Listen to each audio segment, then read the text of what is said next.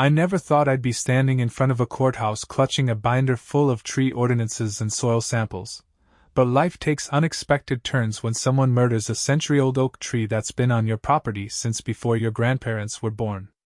The morning I discovered what Karen Whitfield had done started like any other Tuesday. I was enjoying my coffee on the back porch, admiring the massive oak that provided shade across half my yard. That tree had been the reason I bought this house 3 years ago after finishing my tour with the Army. As a small business owner running a landscaping company, I appreciated how its sprawling branches created a perfect microclimate for my garden experiments. Then I heard the chainsaw. By the time I sprinted around to my front yard, 2 men in unmarked coveralls were already cutting through the final section of the trunk.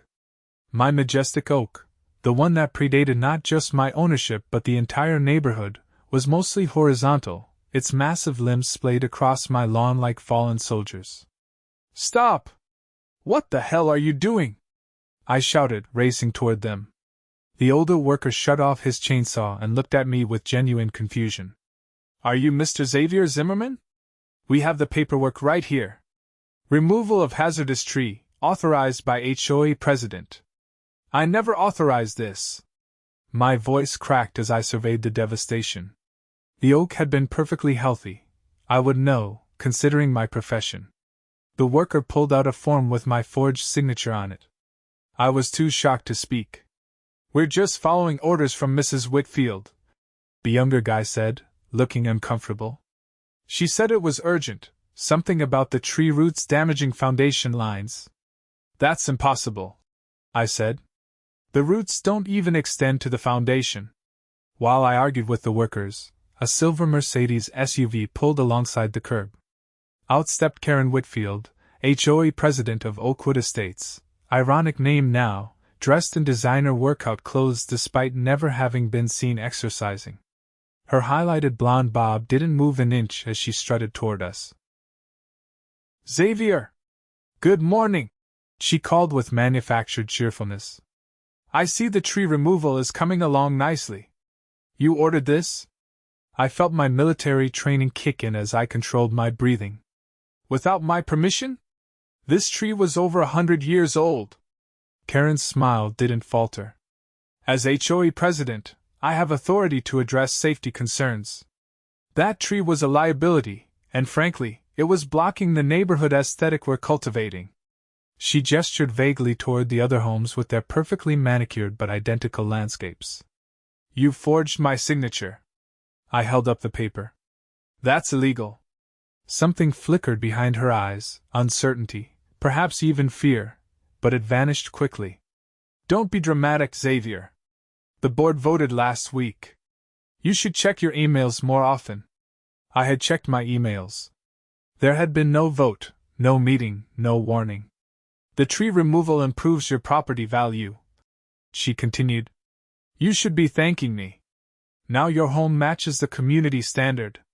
What Karen didn't know was that I had cameras installed around my property, a habit from my military days.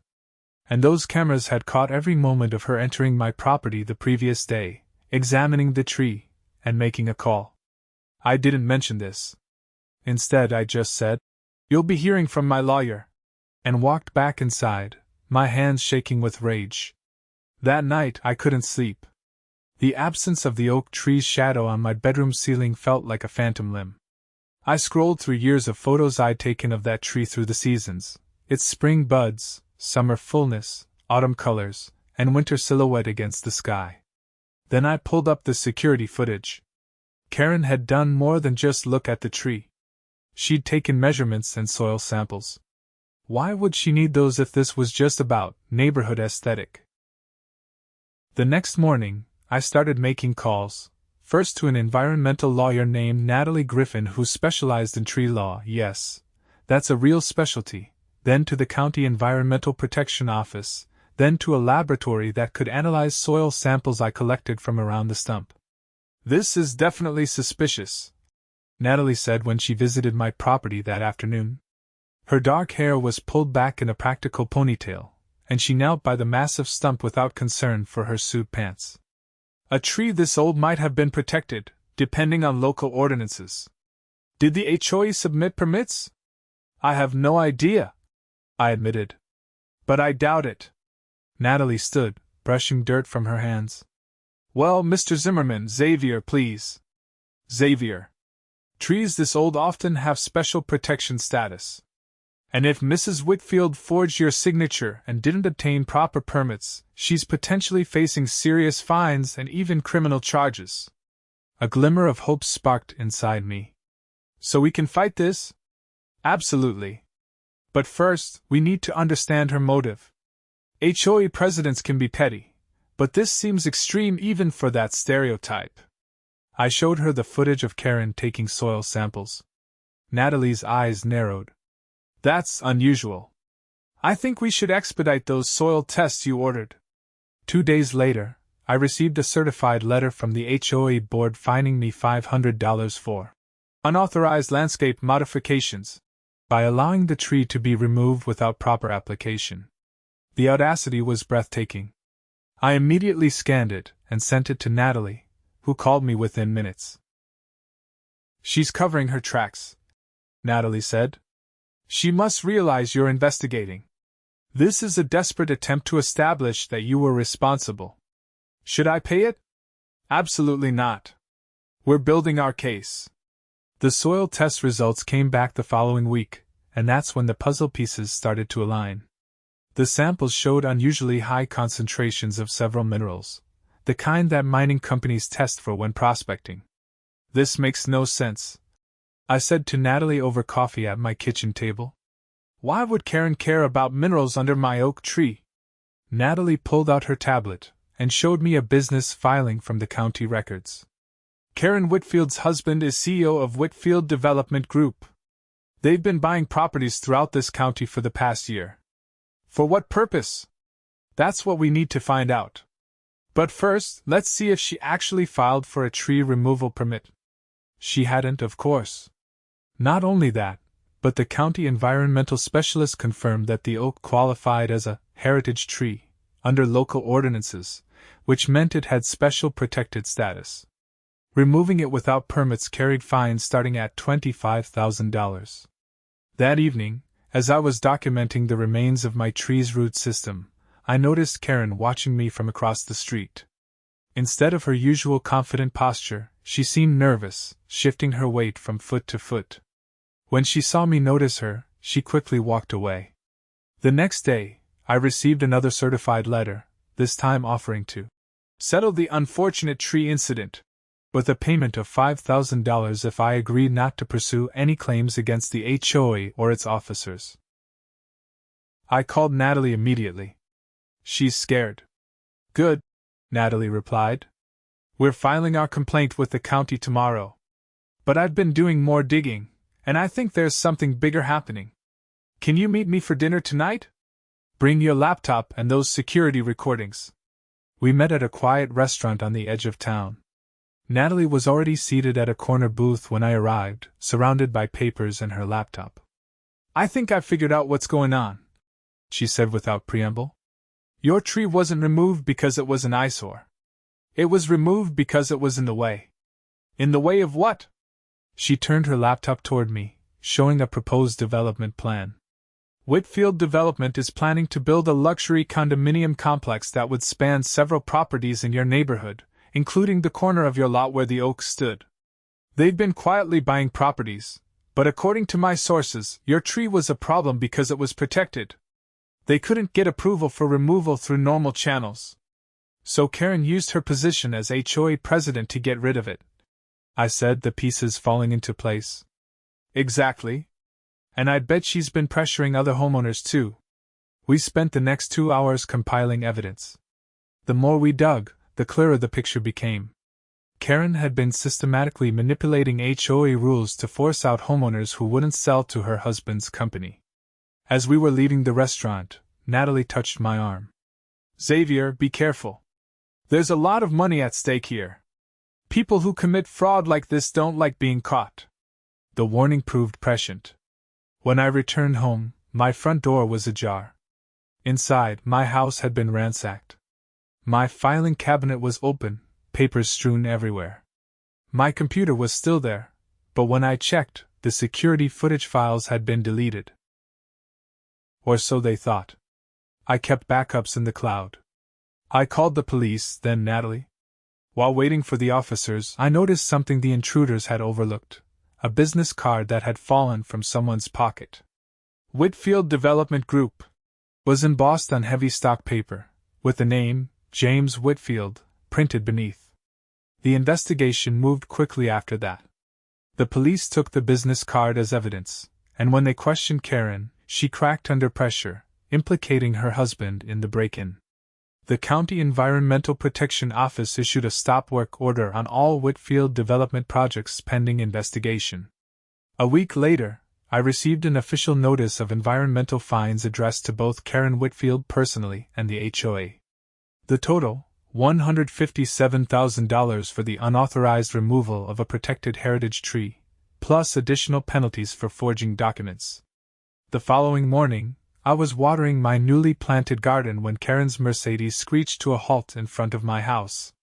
She stumbled out, makeup-free and clutching the environmental fine notice. "You have to help me," she said, her voice breaking. "James says this is my problem since I was the one who signed off on the tree removal. The HOA account doesn't have this kind of money, and he's refusing to pay from company funds." I set down my watering can. "Why would I help you after what you did?" Tears streaked her face. "Because I'll lose everything. My house, my reputation. James is talking about divorce if this affects the company's projects." For a moment, I almost felt sorry for her. Almost. "Karen, you destroyed something irreplaceable that meant a lot to me. You broke into my home. You forged my signature. And you did it all for profit. I didn't break in. That was James's idea," she protested. "But you knew about it," I said. "Just like you knew about the development plans when you ordered my tree cut down." She didn't deny it. "What can I do to make this go away?" "It doesn't go away. That's the point. Actions have consequences." 2 days later, I received a call from Detective Morgan, who had been investigating the break-in.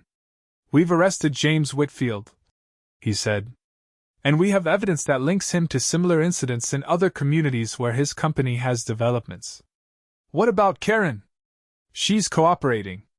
Seems she's finally realized her husband was using her position as HOA president to do his dirty work. She's facing charges too, but less severe given her cooperation." The story made the local news that evening. HOA scandal: developer used wife's position to force out homeowners. The report included interviews with other neighborhood residents who had been pressured by Karen through excessive fines and harassment. A special meeting of the HOA was called, and Karen was unanimously removed as president. The interim board immediately voted to contribute to a neighborhood beautification fund as restitution, starting with a community garden on the common grounds. 3 months later, I was in my front yard planting a new tree, not an oak, which would take generations to reach the size of the one I'd lost, but a red maple that would grow quickly and provide beautiful fall color. A car pulled up, and Natalie stepped out, carrying a folder. "Good news," she said. "The court approved the settlement. Whitfield Development has to pay for full remediation of your property, plus damages." I straightened up, wiping soil from my hands. "How much?" "Enough to plant 100 trees," she said with a smile. "And there's more. The judge ordered that a portion of the vacant land the company owns must be donated as a conservation easement. They'll never be able to develop it." "That's perfect," I said, feeling a weight lift that I hadn't even realized I'd been carrying. "Oh, and one more thing," Natalie added. "I brought you this." She handed me a small container. "It's an acorn from the same species as your old oak. The forestry department collected it from a related heritage tree across town. It won't replace what you lost, but it's a start," I finished, carefully taking the container. "A new beginning." As we stood there planning where to plant the acorn, I noticed Karen walking alone on the opposite side of the street. She looked different, her designer clothes replaced by jeans and a simple sweater, her highlighted hair now its natural color. When she saw us watching, she hesitated, then crossed over. I wanted to say I'm sorry, she said, her voice lacking its former artificial brightness. Not that it matters, but I really am. What happens now? I asked. Community service, probation, divorce proceedings. She shrugged. I'm selling the house to help pay the fines. Moving in with my sister for a while. I nodded, not trusting myself to respond with kindness yet. The new tree looks nice, she said, gesturing to the maple sapling. I hope it grows well. As she walked away, Natalie looked at me. Think she's learned her lesson? I looked down at the acorn in my hand. Maybe. Sometimes it takes losing everything to understand what actually matters. We spent the afternoon planting the acorn in a protected corner of my yard.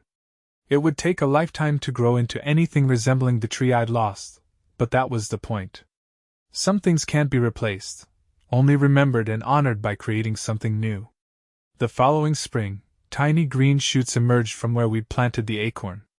Around the same time, the county finished its investigation into Whitfield Development's practices, resulting in criminal charges against James for fraud, bribery, and conspiracy. Karen, true to her word, had cooperated fully with investigators. Her testimony helped expose corruption that extended beyond our neighborhood to multiple counties. She ended up with community service and a hefty personal fine but avoided jail time. As for me, I used part of the settlement money to start a neighborhood tree planting initiative. The first event drew over 50 residents, including many who had previously sided with Karen on HOA matters. Together, we planted 27 new trees in common areas throughout the development. One evening, as I was checking on the growth of my tiny oak seedling, now about 8 inches tall, Natalie stopped by with a bottle of wine and takeout. Celebrating? I asked as she set up dinner on my back patio. James Whitfield took a plea deal today, she said. He'll serve time, and the company assets are being liquidated to pay restitution. We toasted with plastic cups. The sunset painted the sky in shades of orange and pink, colors I could now see clearly without the dense canopy of my old oak. I missed that tree every day, but its absence had revealed other beautiful things I might never have noticed otherwise. What will you do with the rest of the settlement money? Natalie asked. I looked at her, this woman who had fought alongside me for justice when it would have been easier to just accept the loss and move on. I'm thinking of expanding my landscaping business to include tree preservation services, I said. Helping people understand the value of what they already have before they cut it down. I think that's perfect, she replied. Need a lawyer on retainer? I smiled. I think we've established that I definitely do. As night fell, fireflies began to appear in my yard, something I'd never seen when the old oak dominated the space. Different, but beautiful in its own way. Not a replacement, but a reminder that life adapts and continues. The tiny oak seedling might not provide shade for me in my lifetime, but someday, it would stand tall for someone else. And that, I decided, was enough.